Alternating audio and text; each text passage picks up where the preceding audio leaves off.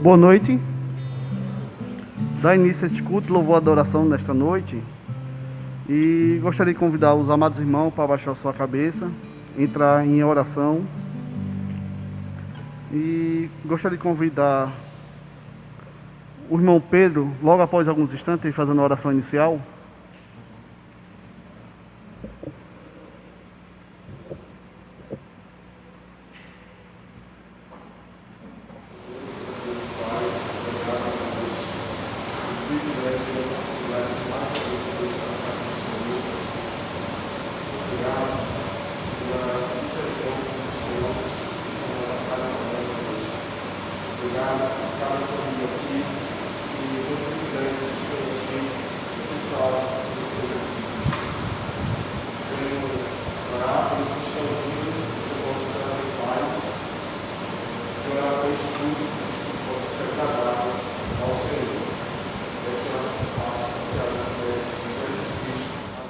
Amém. Convido os amados irmãos, aqueles que puderem, a abrir sua Bíblia em Hebreus 10, 19 a 22. Estarei fazendo essa leitura, os irmãos poderão acompanhar.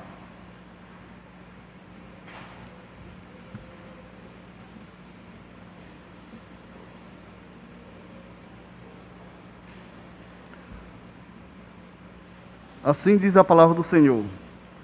Tendo, pois, irmão, intrepidez para entrar no Santo dos Santos pelo sangue de Jesus, pelo novo e vivo caminho que ele nos consagrou pelo véu, isto é, pela sua carne, e tendo um grande sacerdote sobre a casa de Deus, aproximemo-nos com sincero coração, em plena certeza de fé, tendo o coração purificado de má consciência, lavrado o corpo com água pura. Amém. Os irmãos podem sentar.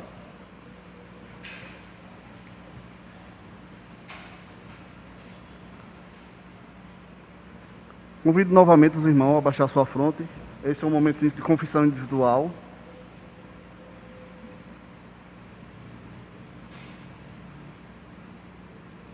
Senhor Deus, graças te damos, Pai, por esta noite que tu nos deste, mais um dia de vida, para estarmos aqui para a tua casa, para louvar e te adorar, Pai. Somos teus servos, Pai. Pai, pedimos perdão, Pai, pelas nossas falhas, nossos erros, de cada um. Tenha misericórdia, Pai, de cada um aqui neste ambiente. Pai, esteja conosco, Pai, nessa noite. Esteja nos abençoando a cada um, Pai, aqui presente, aqueles que ainda estão por vir. Esteja conosco, Pai. Esteja também com este culto, esse momento de louvores que vamos ter, o momento da sua palavra, Pai. Esteja, Pai, recebendo no teu trono, Pai. Que seja tudo feito aqui, sim, Pai, para a tua honra e tua glória. Em nome do teu Filho Jesus Cristo. Amém. Convido a amada igreja para estar no nosso tema 2020. Mesmo sentados, todos, discernindo o tempo. E digo isto a vós outros, que conheceis o tempo, já é hora de vos despertar do sono. Romanos 13, 11 a 20. Nossa missão: glorificar a Deus, edificar os salvos, sustentar os valores morais do cristianismo e difundir a fé cristã. Agora teremos um momento do hino oficial da divisa.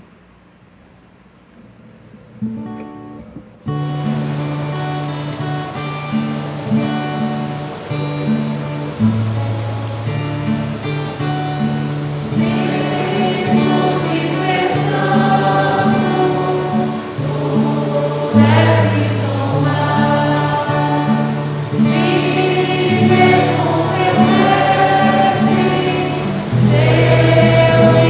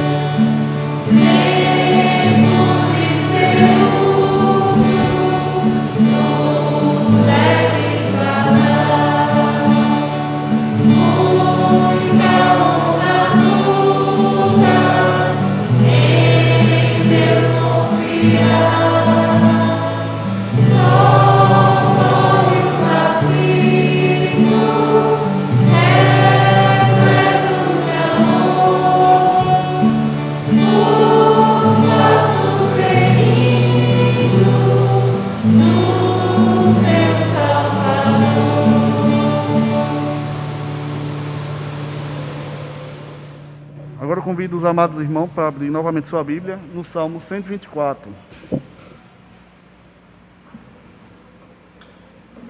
Salmo 124, estaremos fazendo uma leitura alternada entre vozes masculina e feminina.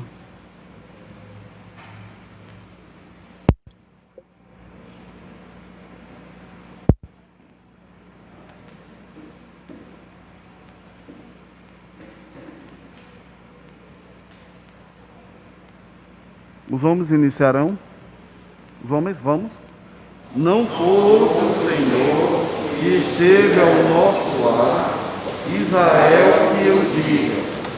Não fosse o Senhor que esteve ao nosso lado, quando os homens se levantaram contra nós. E nos teriam engolido os vivos, quando a sua ira se acendeu contra nós.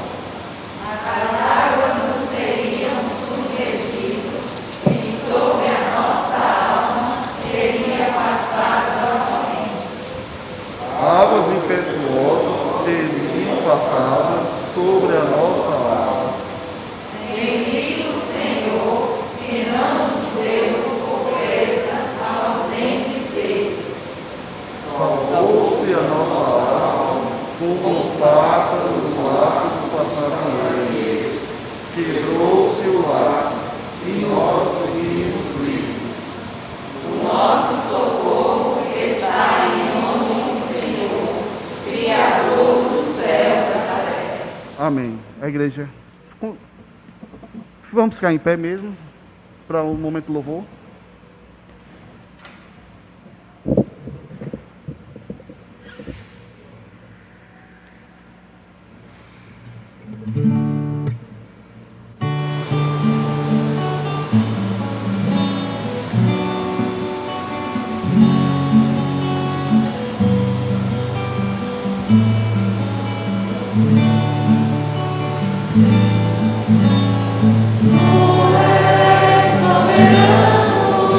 Sobre a terra, sobre os céus, tu és Senhor, absoluto. Tudo que existe acontece, tu sabes muito bem. Tu és tremendo.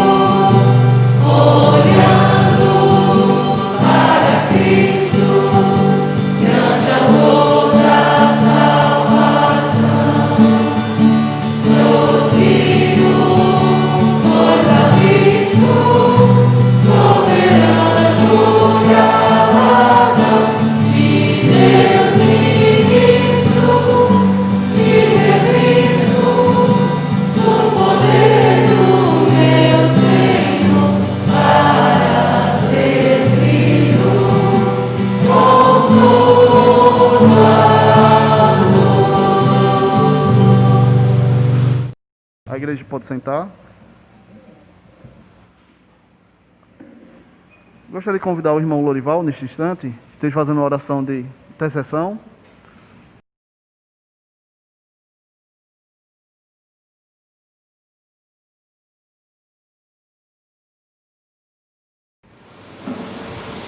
Deus, nosso amado Pai, nós somos gratos ao Senhor por mais essa oportunidade que você nos dá de estar aqui reunidos.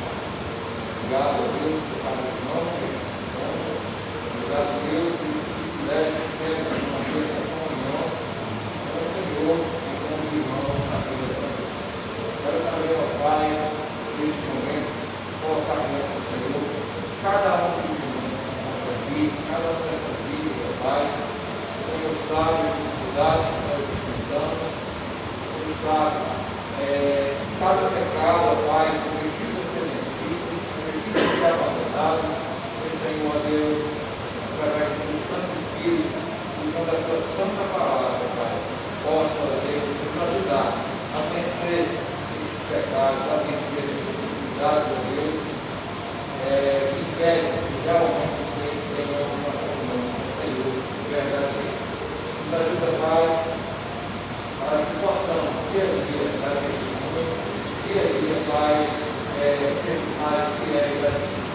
Quero também, a Deus, colocar diante do Senhor a vida do pastor amigo, como também da sua família, a Eliana, os seus filhos, e a Deus esse tempo que ele passará ali em São Paulo. Que você esteja abençoando ele e a sua família, e que, ó Deus, o Senhor possa, em um tempo oportuno, providenciar o seu retorno para a sua Deus a viagem de volta, e que o teu servo, ó Deus, possa descansar, possa ter um momento, ó Deus, ali de alegria com a sua família.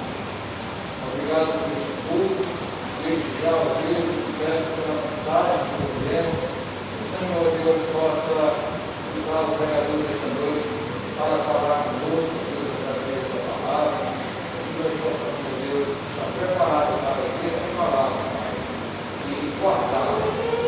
Também, ó Deus, praticar para a honra e glória de Deus. Obrigado por tudo. Em nome de Jesus, eu quero agradecer. Amém. Amém. Agora sim, convido o irmão Adalto, onde trará a palavra hoje.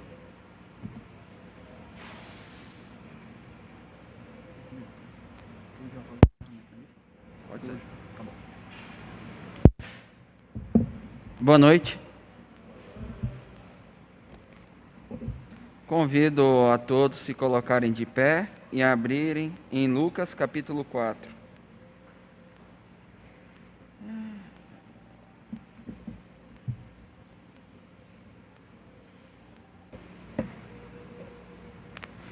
Lucas 4, a partir do versículo 15.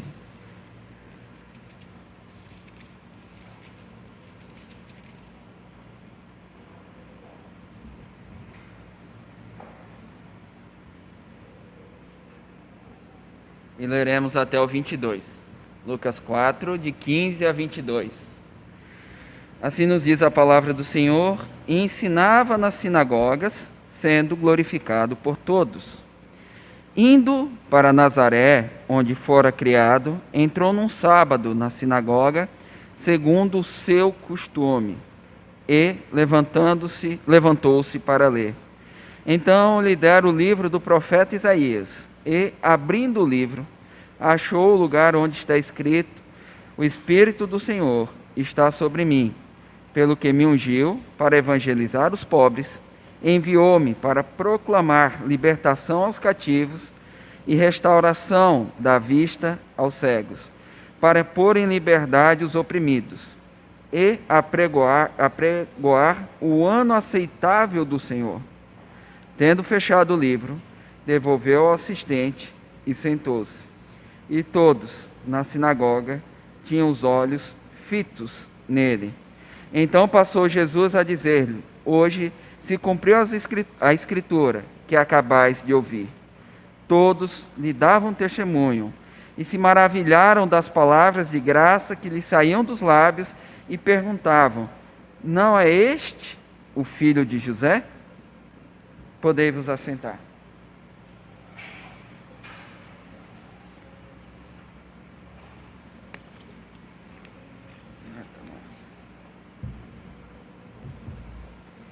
É interessante o efeito do tempo, o fator tempo que tem sobre algumas coisas. O tempo, no decorrer, ele pode fazer com que algo se deteriorize, materialmente falando, ou algo valorize no decorrer do tempo. O tempo tem um efeito impressionante, a depender do que estejamos falando. Por exemplo, no tempo dos nossos avós, cavalo era algo de extremo valor. Um cavalo era comercializado, segundo falavam, alguns eram cobiçados, era algo de extremo valor. Hoje, cavalo para nós, para a maioria de nós, não faz muita diferença.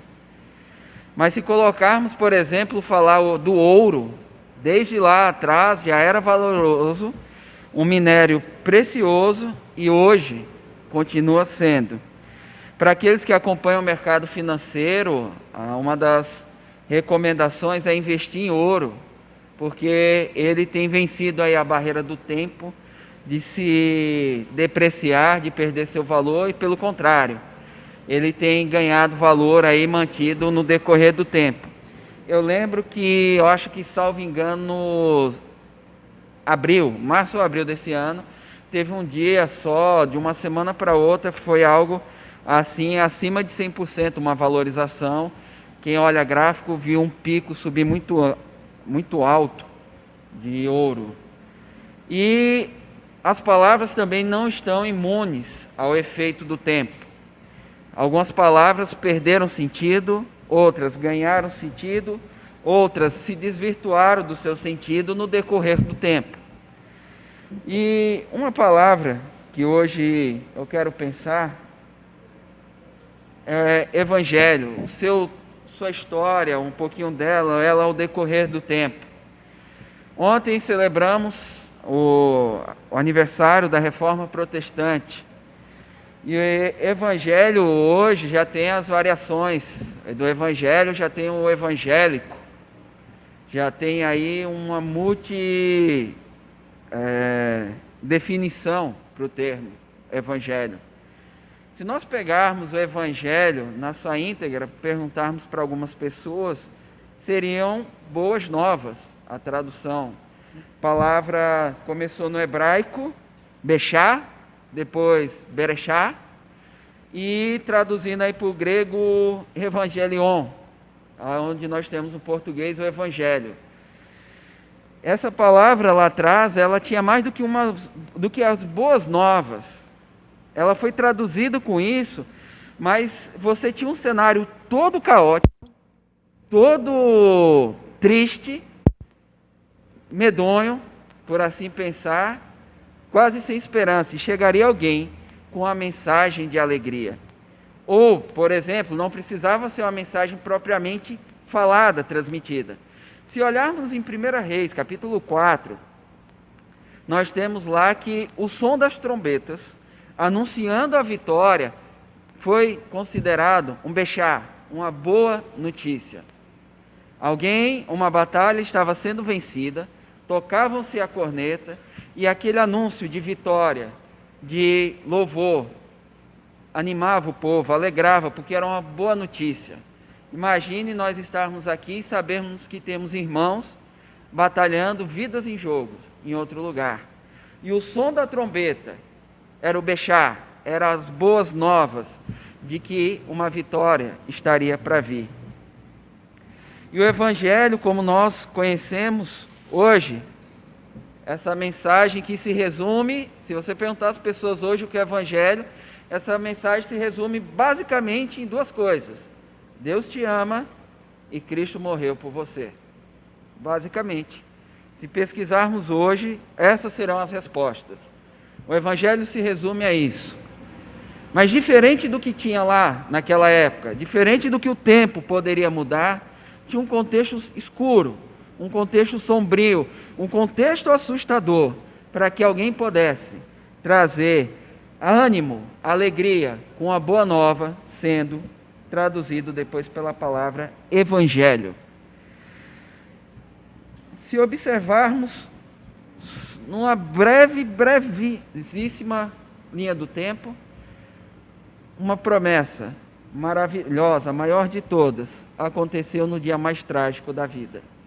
Nos 2 dias mais tristes da humanidade. O dia que Adão pecou e o dia que Cristo morreu. No dia que Adão pecou, Deus fez uma promessa maravilhosa. Enviaria o seu filho, daria à mulher um descendente, e esse consertaria toda a tragédia que o homem iniciou, afetando a humanidade, afetando toda a criação de Deus. Essa promessa. E essa promessa que ainda no Antigo Testamento, não de forma clara, mas pequenas pinceladas, ela foi sendo lembrada, foi sendo ampliada também. Se pegarmos Gênesis 49, vou voltar um pouquinho, Abraão. Lá entre Gênesis, depois da Torre de Babel, Gênesis 13, Deus começa a trabalhar com o homem, na vida de Abraão, depois muda seu nome. A ele é feita uma promessa: em ti serão benditas todas as famílias da terra. Essa promessa foi logo depois da promessa do filho. Ou seja, da descendência de Abraão, Deus usaria aquilo ali para abençoar. E nisso nós estamos falando de um mundo pós-pecado. E com certeza a infertilidade que Deus estaria convertendo ali em Abrão e Sarai era um dos sinais da queda. Porque quando Deus criou o homem e a mulher, os deu total capacidade de expansão, de procriar, de gerar um semelhante. Ele já estava ali, recebendo boas novas, de que teria um herdeiro. Mas a bênção que Deus dá, não dá só para ele. Nele seriam benditas todas as famílias da terra.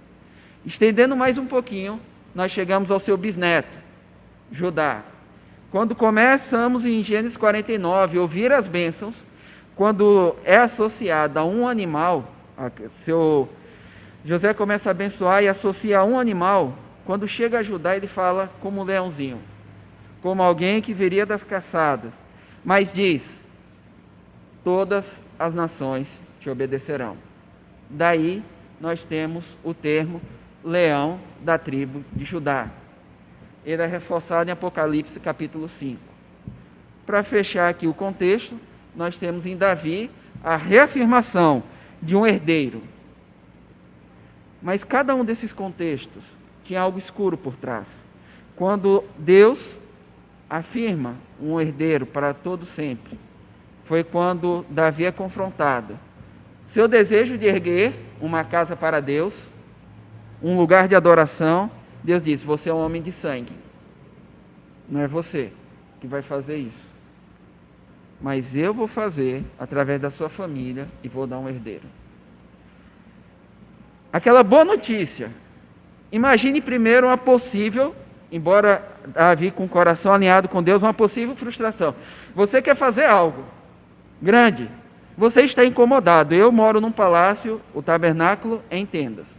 Você tem um aval do mensageiro de Deus. O profeta Natan disse: vai lá, Deus é contigo. E no dia seguinte, na noite, peraí, não, você não. Você não vai fazer, você derramou muito sangue.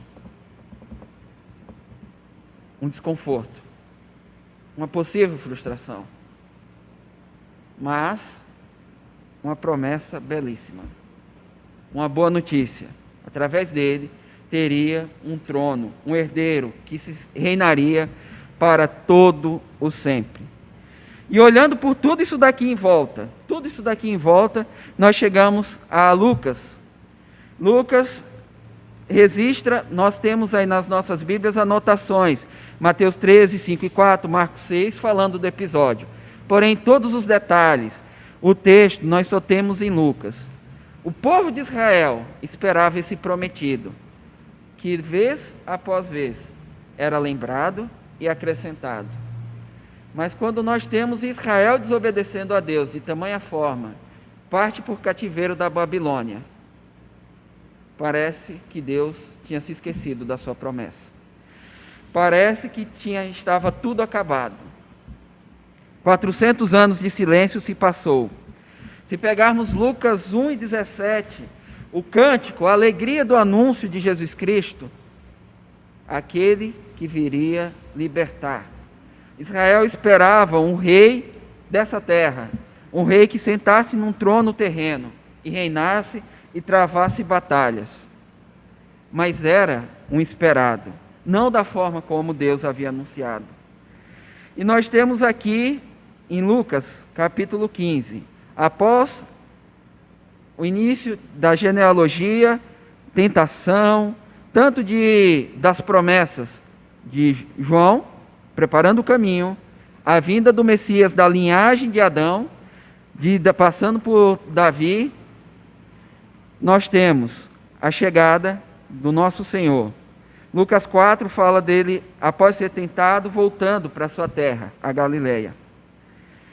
No 16, ele indo a Nazaré. Olha que impressionante, parêntese, não é o tema da mensagem, mas o próprio Deus, ele observa um lugar onde a palavra de Deus era ensinada no dia do Senhor. E ele se dirige a esse lugar como de costume. Olha o 16. Indo a Nazaré, onde fora criado, entrou no sábado. Até então, o Antigo Testamento aqui era o dia do Senhor. Na sinagoga, um lugar onde a palavra era lida. E pegou as Escrituras. O próprio Deus, quando viveu aqui, observou o dia do Senhor, procurou no dia do Senhor, a casa do Senhor, onde tinha a palavra do Senhor. Só isso aqui daria para fazer uma outra mensagem. Igreja hoje se tornou opção. Igreja hoje se tornou acessório. Você escolhe, não, eu gostei daquela ali, não gostei daquela ali. Aquela ali tem uns diáconos legais, aquela ali o pastor prega bem, tem um louvor legal, tem isso, tem aquilo. Se tornou opcional. Não, hoje eu não vou, hoje eu estou com dor de cabeça, hoje eu não quero ser insensível a um desgaste físico. Só quero pontuar as desculpas. Ou a própria palavra de Deus. Não, tem tudo lá na igreja, mas a palavra é secundária, ou na minha própria vida. O dia do Senhor, como todos os outros dias, devem ser vividos para o Senhor. Mas aqui tem esse foco especial. O dia do Senhor. E ele pega a palavra do profeta Isaías, procura e começa um dos belíssimos trechos, conhecidos, uma poesia ao som daquelas pessoas que tanto esperavam. O Espírito do Senhor está sobre mim. alongando um pouquinho aí, até entrando no assunto, mas eu queria me deter hoje e pensar junto com vocês o seguinte. Apesar do termo evangelho ter se deteriorizado ao longo do tempo, o verdadeiro evangelho é uma mensagem sobre as reais necessidades humanas supridas em Cristo. Esse é o verdadeiro evangelho. Quando nós temos o nosso Senhor caminho afora, falando vez após vez, às vezes você não pode ter a palavra evangelho, mas você pode ter a palavra, e saiu para anunciar o reino de Deus, o reino dos céus. Mas era a mensagem, mas que tipo de mensagem era? Que Deus ama, que Deus é amor, que Ele ia morrer? Ou o evangelho hoje, que Deus vai lhe dar toda sorte de bens materiais? E diga-se de passagem, se alguém subir aqui e começar a pregar esse evangelho, que Deus vai dar carro, vai dar casa, vai dar isso e aquilo, ele pode ser interrompido, porque ele não termina de pregar. Mas no decorrer das nossas vidas, nós buscamos esse evangelho material. No decorrer das nossas vidas, podemos nos afogar em buscas materiais. E fazer da oração um meio para buscar isso. Olhar para a Bíblia e achar um meio de reforçar aquilo que eu quero materialmente, só para mim. Mas o verdadeiro evangelho é uma mensagem, é uma boa nova, é uma notícia sobre as reais necessidades humanas, sendo supridas, sendo atendidas em Jesus Cristo. Eu vou pedir para um voluntário, por favor, ler o versículo 18. O Espírito do Senhor está sobre mim, pelo que me ungiu para evangelizar os povos, entre outros para proclamar a libertação aos cativos e restauração da vista aos cegos, para pôr em liberdade os oprimidos. Grato, meu irmão.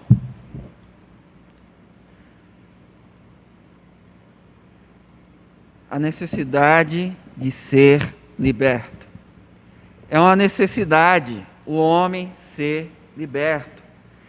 Ao longo de toda a Bíblia, Novo Testamento, essa palavra ela vai ter o seu sentido direto ou indireto. A própria palavra salvação, nós somos salvos do quê? Mas essa palavra cativeiro, ela se repete ao longo da Bíblia. Por exemplo, eu vou só pedir para que os irmãos deixem aqui ainda em Lucas capítulo 4 e avance um pouquinho para Colossenses 1 e 13. Deixa aí marcado Lucas capítulo 4 e avancemos. Olhemos Colossenses 1 e 13. Colossenses 1 e 13.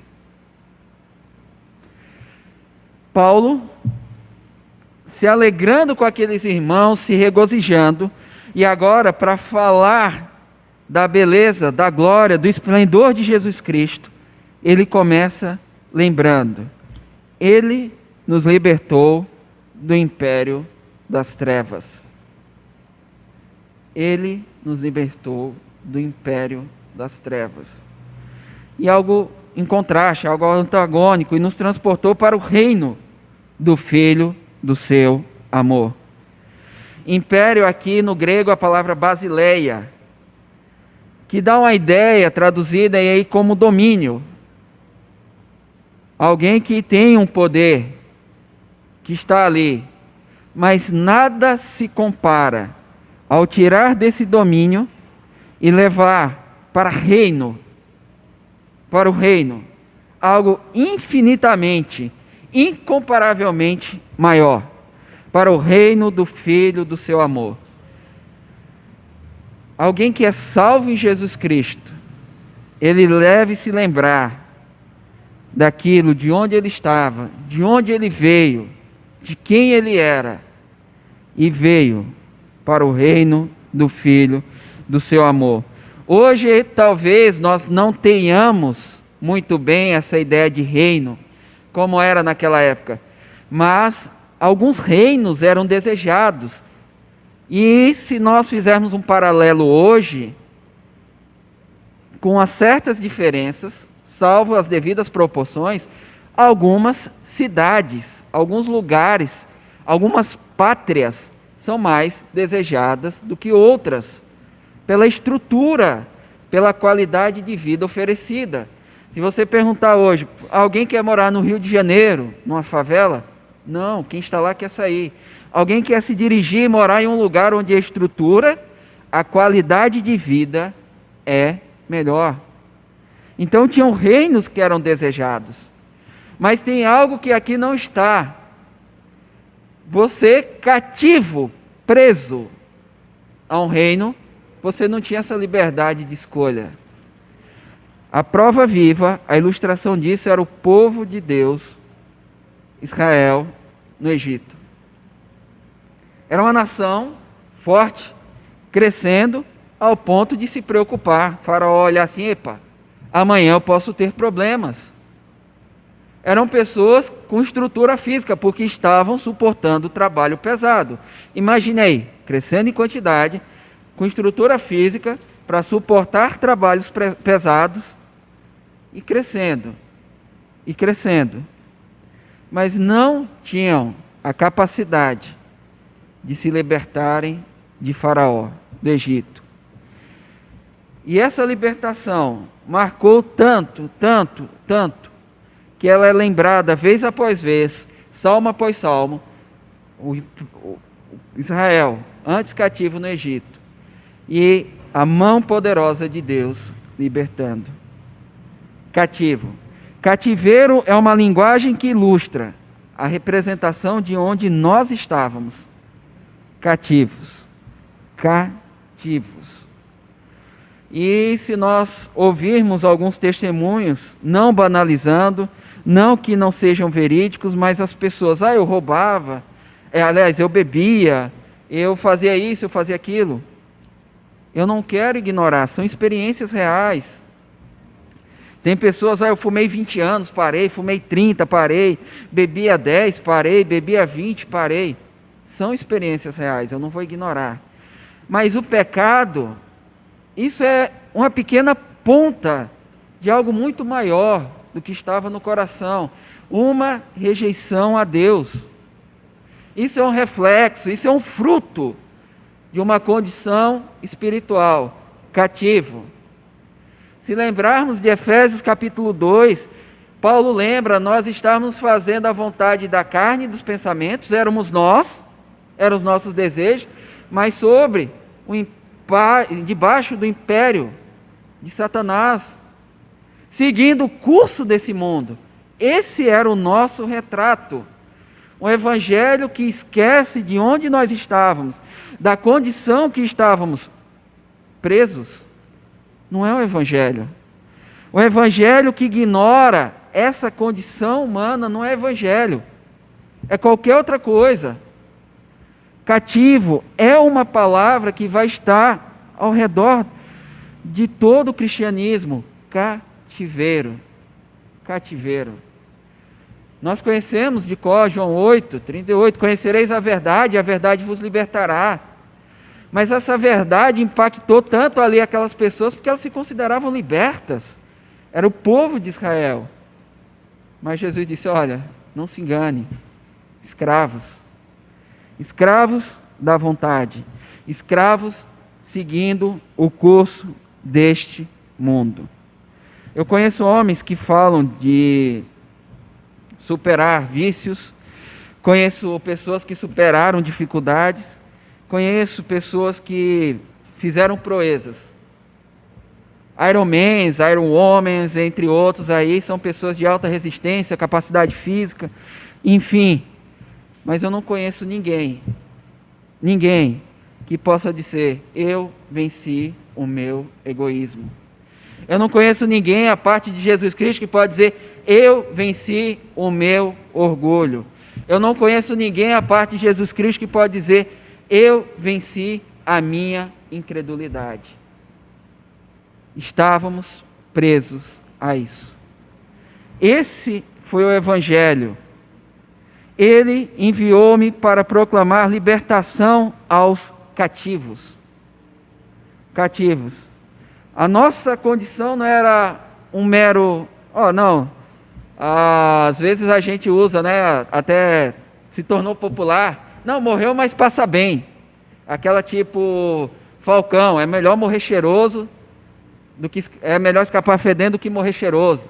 Aquela situação que você diz assim, olha, passou perto, é melhor aqui do que poderia ser pior. Mas não tinha situação pior do que cativo. Cativo, essa era a condição. E aí você vai falar, não, Adalto, mas você está se reportando tudo ao passado e hoje. O que isso tem a ver com nós? Qual é a fonte da sua verdadeira alegria? Qual é a sua fonte de alegria? Ela é verdadeira porque todo liberto, todo cativo, quando liberto, ele quer desfrutar, ele quer viver, ele quer vivenciar essa liberdade. Quando você olha para o mundo, quando você olha para o seu filho, para o seu parente, você vê a real necessidade dele como alguém a ser liberto. Quando nós olhamos para os nossos filhos e tentamos consertar algumas coisas, ó, menino, não faça isso, não faça aquilo, agradeça, são coisas moralmente edificantes e continue. Mas nós olhamos como cativos. Quando nós formos evangelizar alguém, nós olhamos para pessoas como cativas. Porque essa é a real condição. Cativos. Quando nós olhamos para o nosso passado, sentimos a alegria de louvar a Deus porque fomos libertos, nós desfrutamos hoje dessa liberdade. Cada aniversário que eu comemoro, Deb diz, não, você está ficando mais velho, você está ficando mais velho. Eu digo, dou graças a Deus por isso. Porque eu estou vendo envelhecer com Deus. Porque a minha juventude sem Deus, eu queria esquecer. Queria passar uma borracha nela. Porque eu só olho para trás e vejo alguém cativo. E eu falava para ela de que, hoje no almoço falava, eu era uma metralhadora de versículos. Mas só tinha na cabeça, não tinha no coração. Um gravador de doutrina, mas só na cabeça e não no coração. Até o dia em que ele libertou. Até o dia que ele tirou do império das trevas e trouxe para o reino do seu amor. Como você vive, como você desfruta essa liberdade? Ela é real na sua vida? Ela é motivo de você levantar e fazer como Jesus Cristo, se dirigir à igreja no dia do Senhor, zelar pela palavra do Senhor, estar no lugar do povo de Deus? A libertação produz isso na sua vida? De duas uma. Caso não produza, ou você não foi liberto, ou Jesus Cristo falhou no processo. Toda fuga de cadeia, só para ilustrar, concluindo, toda fuga de cadeia, prisão, cativeiro, diz que você precisa de ajuda ou de dentro ou de fora. Mas um cativeiro, por si só, você não consegue.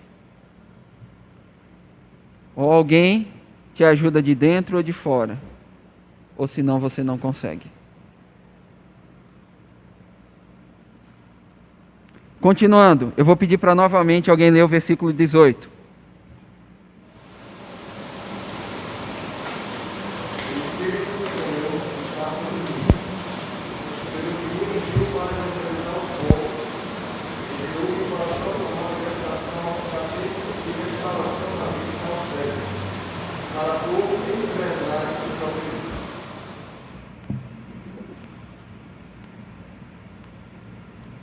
A necessidade de enxergar e de se enxergar.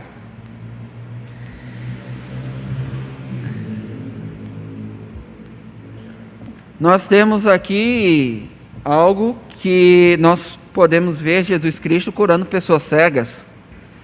O filho de Timeu, aquele homem, João, capítulo 7, onde vai dar testemunho, chama os seus pais, não, ele nasceu cego.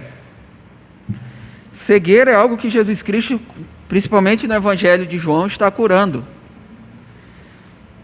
Mas nós não podemos esquecer, nem nos deter nessa cegueira física, corpórea, da íris, do nosso globo ocular.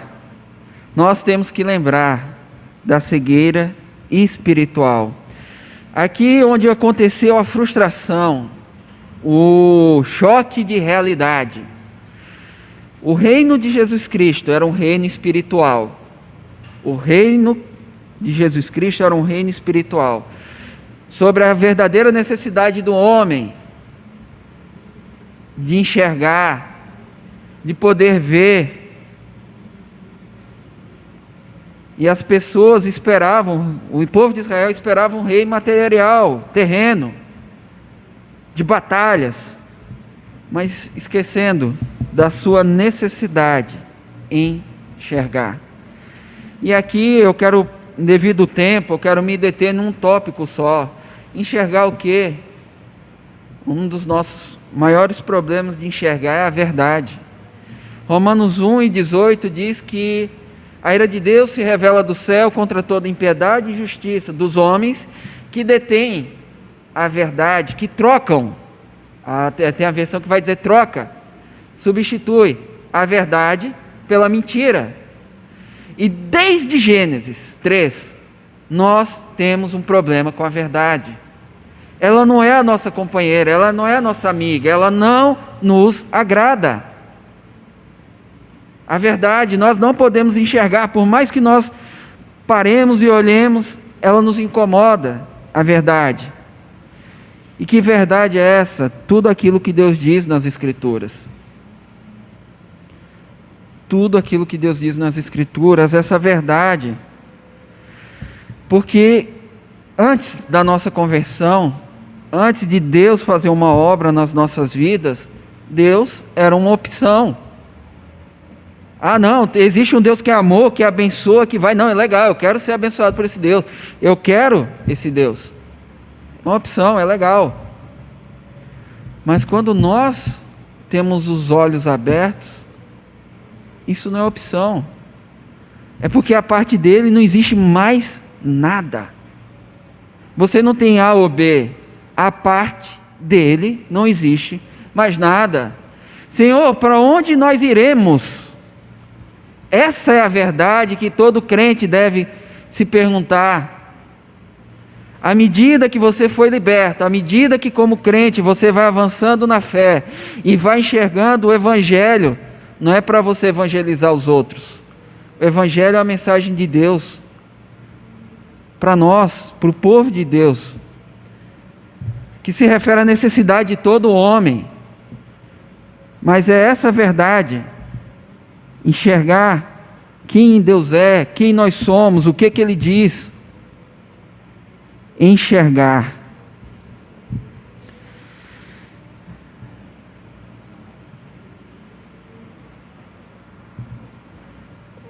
Curiosamente, o texto continua. Quando ele sentou e disse que estava cumprido, como as pessoas enxergaram aquilo? Uau! Ficaram estupefados? Uau! Que é isso? Mas, por não terem sido libertos dos seus cativeiros, ainda continuaram cegas. Esse aqui não é o filho de José? Para eles, Jesus Cristo não passava do filho de José. Para eles, Jesus Cristo não passava do filho de José. E ao redor da Bíblia tem várias pessoas que acham Jesus Cristo legal, que fala coisas interessantes, que ensina bem, mas quem são os que estão prontos a seguir? Quem são os que estão prontos a submeter-se à sua vontade, a morrer para si? Só aqueles que tiveram os olhos iluminados, abertos, e puderam enxergar aquilo.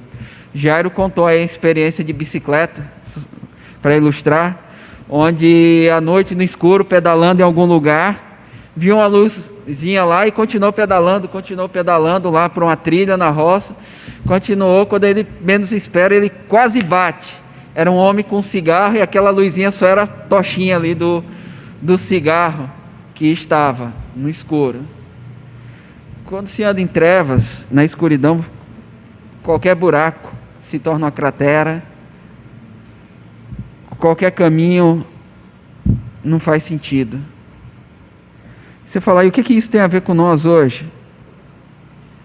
Como você avalia as situações na sua vida? Como você avalia as suas necessidades? Como você vê qual é a minha maior necessidade? Do que mais eu preciso? Eu procuro olhar e ver, Senhor, me dá teus olhos, me ajude a ver pelas Escrituras isso que eu estou vivendo, isso que o irmão está passando, o que eu posso fazer. Nós buscamos isso, olhar, ver a verdade pelas Escrituras, porque de duas uma, ou a cirurgia que ele fez não foi muito boa, ou eu tenho me vendado. O tempo avança e, para concluir, por favor, mais uma vez o versículo 18.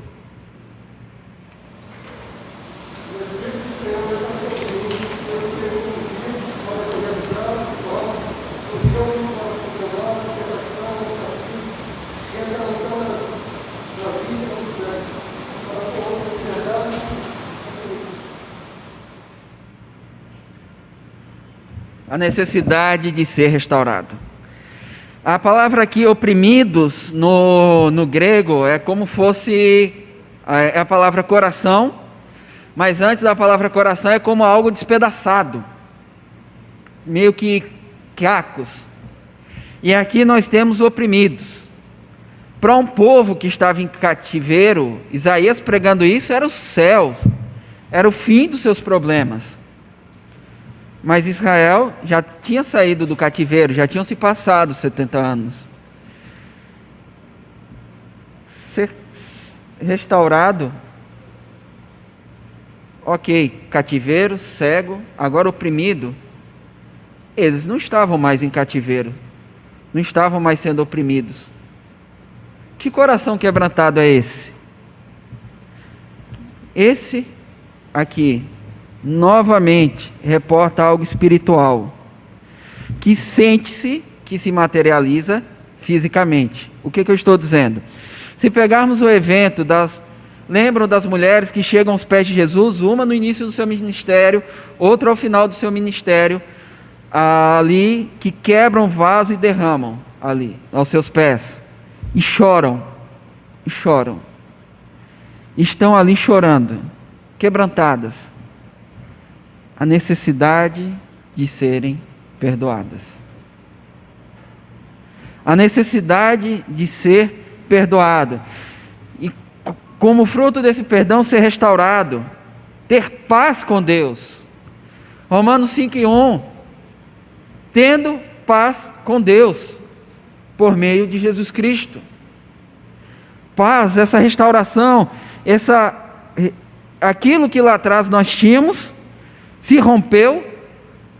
Por estarmos cegos, não sentimos falta, mas antes de conhecer a Cristo, mas por natureza, vez ou outra, lembrávamos do nosso Criador, apontávamos para Ele. Essa necessidade de paz, de ser perdoado, esse espírito inconsolado, era o que Jesus Cristo veio para essas pessoas. 2 textos para concluir e o fechamento. Como oprimidos, se nós lembrarmos, Jesus curando, ensinando numa casa, vem 4 amigos, desce ali um doente, um acamado, não poderia se mexer, andar por si só, e Jesus Cristo diz o quê? Perdoados estão os seus pecados. E isso repercutiu, indiscutivelmente. Como é que pode? Você vai ao médico, doutor, eu estou sentindo uma dor aqui no fígado, doutor, quebrei a perna, doutor, não posso andar, perdoados estão os seus pecados. Isso não soa, não fecha. Não estou aqui para isso. As pessoas ao redor perceberam, se incomodaram, mas era a maior necessidade. Jesus Cristo estava usando aquilo ali para dizer que Ele era Deus, que perdoaria pecados, sim, mas Ele começa pela maior necessidade dos homens, ser perdoados. E lembro de Wagner, que gosta do Salmo 34, onde Davi se angustia no leito, e a mão do Senhor pesava sobre mim e tal, mas bem-aventurado o homem cuja iniquidade é perdoada, aquele que tem seu pecado coberto, não é jogado para debaixo do pano, lavado com sangue, por preço,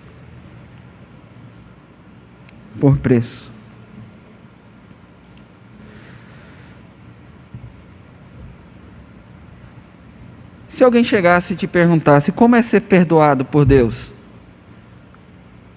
você teria resposta? Você teria experiência? Você teria vivacidade para responder isso? Como é ser perdoado por Deus? Como perdoado por Deus vai viver essa semana? Como perdoado por Deus que era oprimido pelo pecado, que estava cego, cativo, vive uma semana? Não é só de glórias, não é. Mas ele não se esquece, ele não se desapega, ele não se distancia desse evangelho. Não se distancia. Não por uma obrigação, não por um fardo, mas pelo prazer, pelo gozo, pela alegria de antes estar oprimido e agora encontrar alívio. Para concluir, eu faço uma observação, eu brinco comigo mesmo, que foi meu presente de aniversário. No dia 27, antes do aniversário, eu não estava preparando a mensagem, mas no devocional de manhã, Deus me fez ver o povo de Israel no Egito, com risco de morte, eram oprimidos, seus filhos, os de sexo masculino, sendo caçados, trabalhos forçados, comida a menos, riscos reais. Outros deuses oraram a Deus, pediram socorro, clamaram a Deus. Aquela possibilidade de destruição, Deus mudou. Tudo ao redor de Israel foi mudado. Tudo. De escravos, de oprimidos, de trabalhos forçados, tudo foi mudado. Mas aquele Israel morreu, não escapou, porque o seu interior não foi mudado. O seu interior não foi mudado.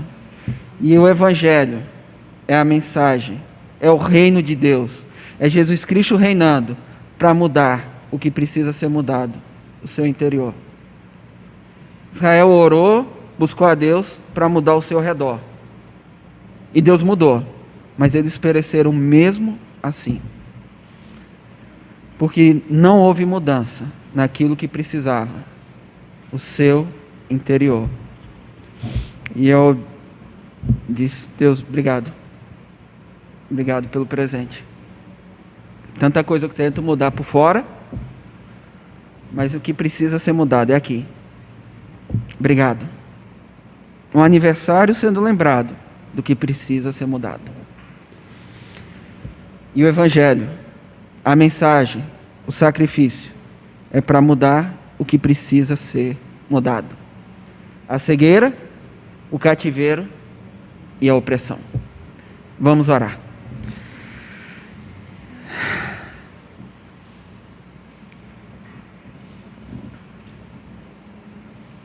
Senhor nosso Deus e Pai, as boas novas soam aos nossos ouvidos cada dia mais, com alegria e festejos, até o dia onde estaremos contigo, sem mais o poder do pecado, sem mais a presença, aliás, do pecado,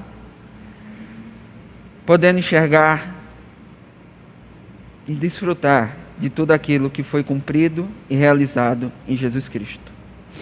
É no nome de quem nós oramos e celebramos essa noite. Amém. Convido a congregação a se colocar de pé.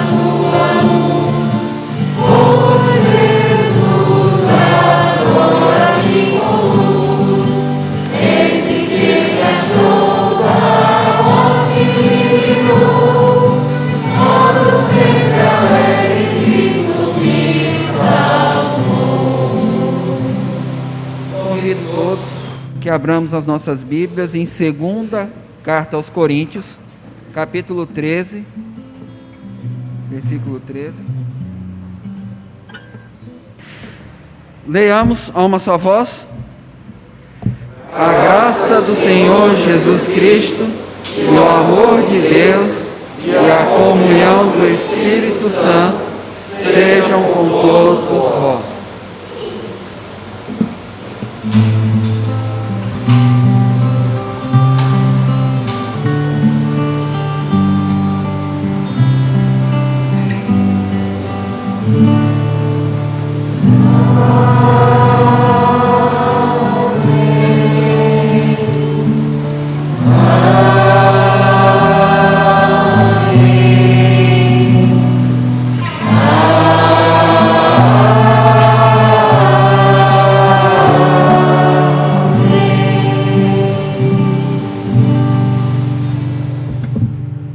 Podeis assentar, com oração silenciosa, pós-lúdio instrumental.